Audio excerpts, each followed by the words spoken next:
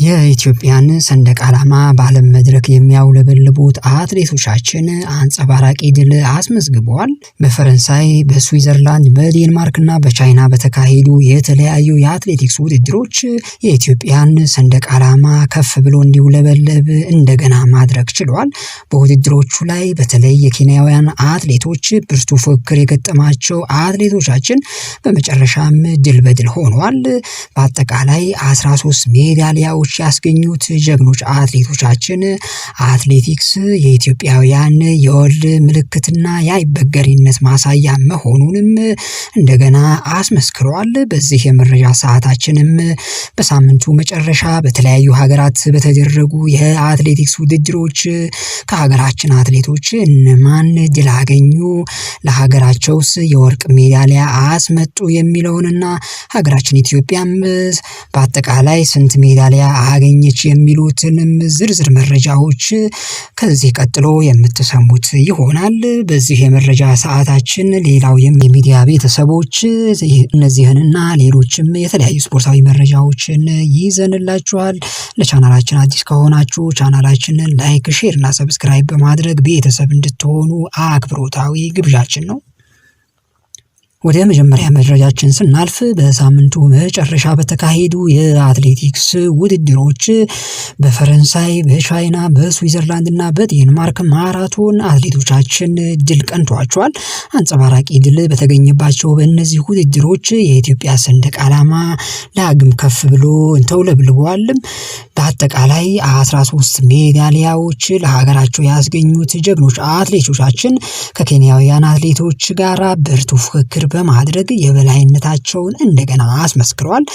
እነማን የት ሀገር ላይ አሸነፉ የሚለው መረጃ ስናይ በፈረንሳይ ማራቶን በተደረገው የወንዶች ማራቶን ማናዞት ስዩም 2 ሰዓት 12 ደቂቃ ከ53 ማይክሮ ሰኮንድ በመግባት በአንደኝነት አጠናቋል። ለሀገራችንም ወርቅ ማስገኘት ችሏል። ከማናዞት ጋር ቀንደኛ ተፎካካሪ የነበሩት ኬንያውያኑ ዊልፍሬድ ኬምቦይ እና አስቤል ኪፕሮፕ ሁለተኛና ሶስተኛ በመሆን አጠናቋል። በሌላ የማራቶን ውድድር ደግሞ በቻይና ዳሊያን በተደረገው የማራቶን ውድድር በወንዶች አበባው ሙናይ 2 ሰዓት ከ10 ደቂቃ ከ30 ሴኮንድ በመግባት አንደኛ ወጥቷል። ከማል ሁሴን ደግሞ 2 ሰዓት ከ11 ደቂቃ ከ11 ማይክሮ ሰኮንድ በመግባት ሁለተኛ በመውጣት ለኢትዮጵያ ወርቅና ብር ማስገኘት ችሏል። በሶስተኛ ደረጃ ያገኘው ኬንያዊው ቲሞን ሱተር ነው። 2 ሰዓት ከ11 ደቂቃ ከ36 ሴኮንድ የገባበት ሰዓት ነው። በዚሁ በቻይና በተካሄደው የሴቶች ማራቶን ደግሞ ማርታ አኬኖ ኬንያዊቷ አትሌት 2 ሰዓት ከ29 ከ20 ማይክሮ ሰኮንድ በመግባት ወርቁን ወስደዋለች።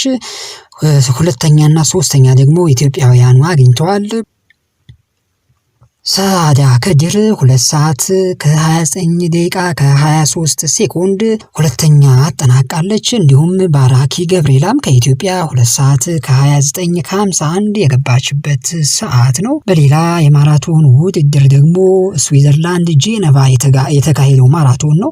በዚህ በጄኔቭ የ2025 ማራቶን በሴቶች ጸጋ ደስታ አንደኛ ወጥታ ለኢትዮጵያ የወርቅ ሜዳሊያ አስገኝታለች።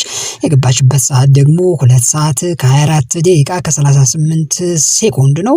በዚህ ውድድር ፋቢያኒ ሁለተኛ እንዲሁም ደግሞ ኬንያዊቷ አይረን ኮይር ደግሞ ሶስተኛ ሆና አጠናቃለች።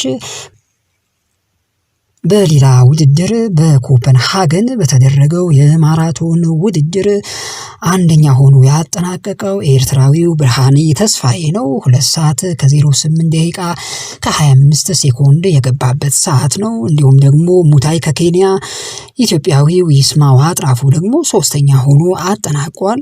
በዚሁ በኮፐንሃገን በተካሄደው የማራቶን ውድድር ኪፕቶጌን ኬንያዊቷ አትሌት አንደኛ ሆና አጠናቃለች። የገባችበት ሰዓት ደግሞ 2 ሰዓት ከ23 ደቂቃ ከ19 ሴኮንድ ነው።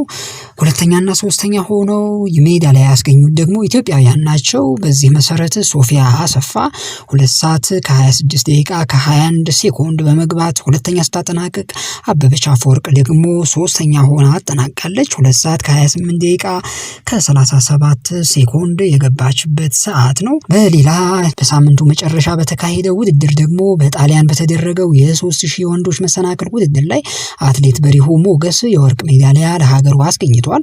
በሪሁ በሚያስደንቅ ብቃት ነው ውድድሩን ያሸነፈው። ባልተለመደው መልኩ የመሰናክልና የትራክ ውድድር ደርቦ የተወዳደረው አትሌት በሪሁ በአንድ ቀን ልዩነት 1 ወርቅና 1 የብር ሜዳሊያ አስገኝቷል።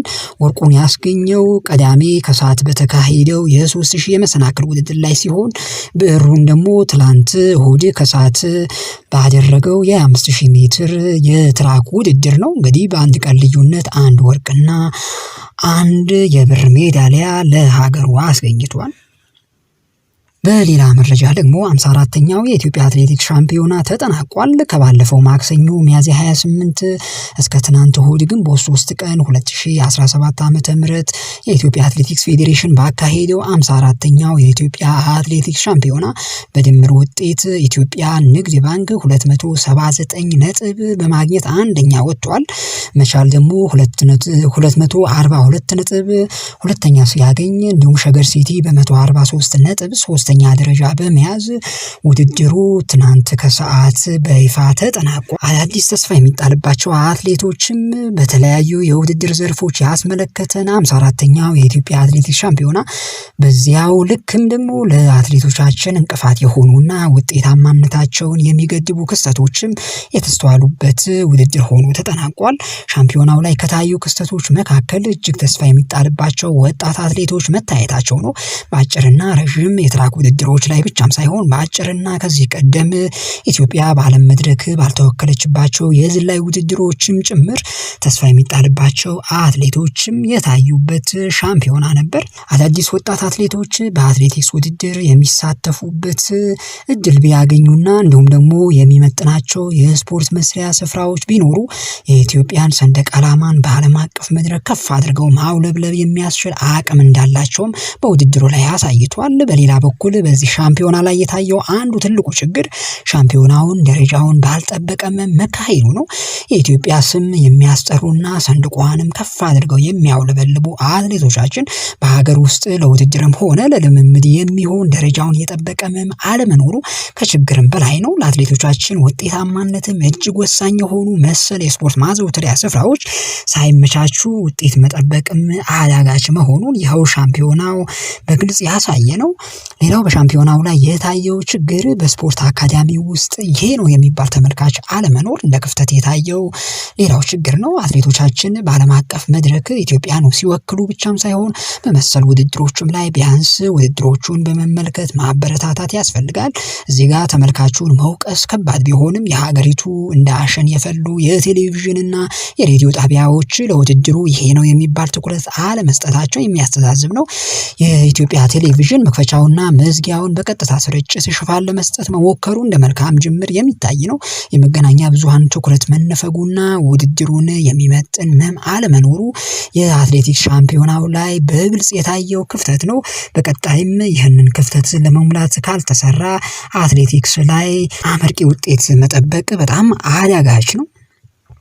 በሌላ የስፖርታዊ መረጃ የ2017 የኢትዮጵያ ሴቶች ፕሪሚየር ሊግ ውድድር በዛሬው ዕለት ፍጻሜውን አግኝቷል። ውድድሩ የኢትዮጵያ ንግድ ባንክ ሴቶች ቡድን በአንደኝነት ማጠናቀቁን አረጋግጧል። የኢትዮጵያ ንግድ ባንክ ሴቶች ቡድን በትናንትናው ዕለት ለ5 ተከታታይ ዓመት ያሳካውን ዋንጫ በይፋ ተረክቧል። ቦሌ ክፍለ ከተማ ሴቶች ቡድን የኢትዮጵያ ሴቶች ፕሪሚየር ሊግ የጸባይ ዋንጫ ተሸላሚ ሆኗል። የኢትዮጵያ ንግድ ባንኳ የፊት መስመር ተጫዋች ሴናፍ አቁማ በ22 ግቦች የውድድሩ ኮከብ ግብ አግቢ በመሆን አጠናቃለች። ሊጉንን የኢትዮጵያ ንግድ ባንክ በበላይነት ሲያጠናቅቅ ሐዋሳ ከተማ ሁለተኛ፣ ሲዳማ ቡና ሶስተኛን ደረጃ በመያዝ አጠናቋል።